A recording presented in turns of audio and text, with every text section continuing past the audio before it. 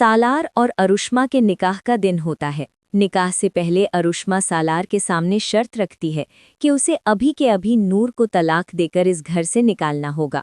सालार बिना सोचे समझे सबके सामने नूर को तलाक दे देता है और उसे जबरदस्ती घर से निकालने लगता है।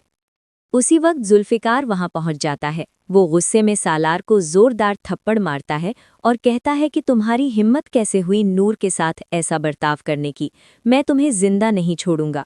लेकिन नूर जुल्फिकार को रोक लेती है, हाथ जोड़कर कहती है कि प्लीज़ यहाँ कोई तमाशा मत करें और यहाँ से चले जाएं। नूर की खातिर जुल्फिकार मजबूर होकर वहाँ से चला जाता है।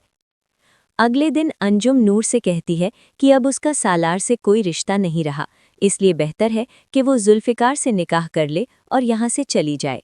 नूर ये सुनकर परेशान हो जाती है, लेकिन फिर जुल्फिकार को फ़ोन करती है और उसे सारी बात बता देती है। ये सुनकर जुल्फिकार बहुत खुश होता है और फ़ौरन मौलवी साहब को लेकर नूर के घर पहुँच जाता है। दोनों का निकाह हो जाता है और जुल्फिकार नूर को अपने साथ घर ले आता है। घर आकर नूर दीवार पर लगी एक लड़की की तस्वीर देखकर हैरान होती है।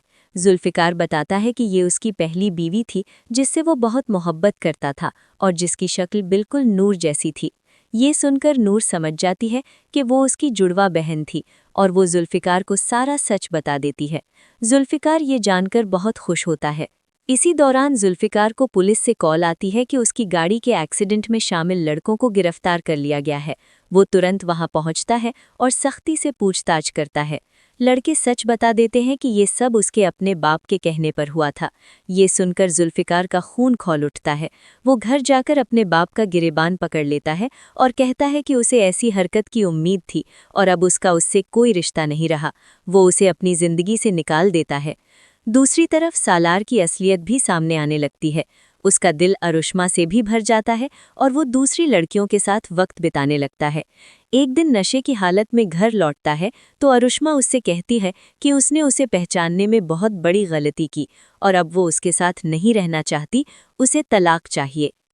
नशे में सालार सारा सच उगल देता है कि उसने अरुष्मा के लिए नूर जैसी शरीफ लड़की की जिंदगी बर्बाद की।